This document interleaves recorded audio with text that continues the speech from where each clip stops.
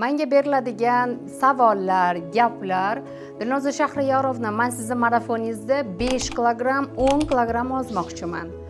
Xo'sh, keyinchi deyman. Keyin bo'ldi, qaytib semirib ketmaymanmi degan savollar beradi. Nima uchun maqsadni 1 oy, 2 oy qo'yasiz?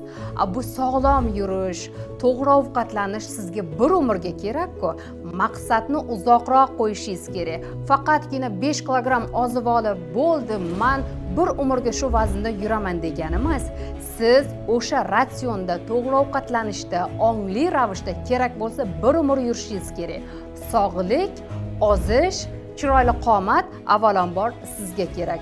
5 kilogrammdan keyin, ozib bo'lganingizdan keyin to'xtatsangiz, yana men ozib oldim, xohlagan narsamni yeyishim mumkin ekan deb noto'g'ri ovqatlansangiz, vazn ortishda davom etadi. Xo'sh, maqsadni avvalambor to'g'ri qo'yishingiz kerak, go'zallarim.